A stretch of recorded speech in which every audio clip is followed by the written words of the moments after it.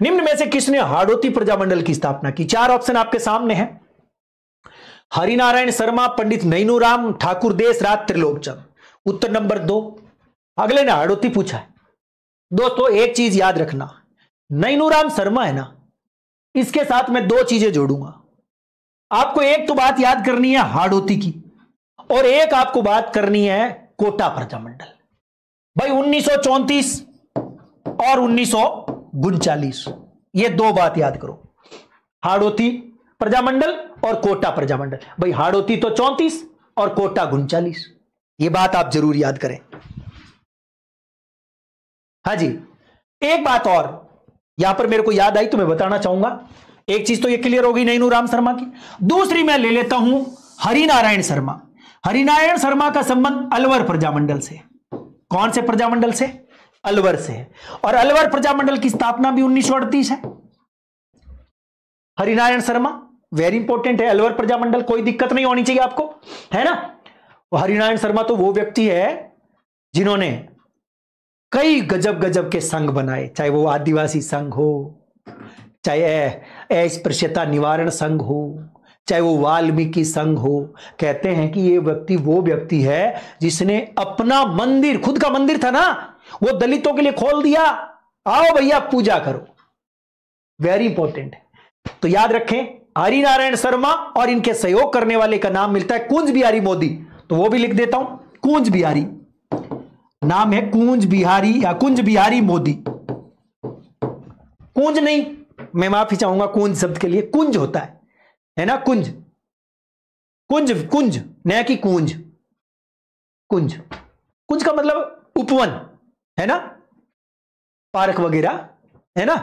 चलो भाई, तो ये दोनों ने मिलकर के की। जबकि नैनूराम शर्मा के बारे में हमने बोला कि हाड़ौती 34 और कोटा 39। अब बच गई मेरे पास ठाकुर देशराज। ये ठाकुर देशराज है ना, ये जाट थे, और जाटों का खून, देशराज की बात करें तो इन्होंने एक बहुत बड़ा कांड भी किया, वो आगे बताऊंगा थोड़ी देर बाद में। ठाकुर देशराज भरतपुर में काम करके आए, लास्ट में भरतपुर को छोड़ छाड़ के सीकर आ गए।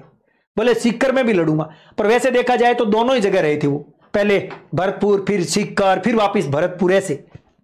ठाकुर देशराज ये एक सदस्य थे भरतपुर प्रजामंडल के, और भरतपुर प्रजामंडल की स्थापना रेवाड़ी में हुई थी किशनलाल जोशी के प्रयासों से।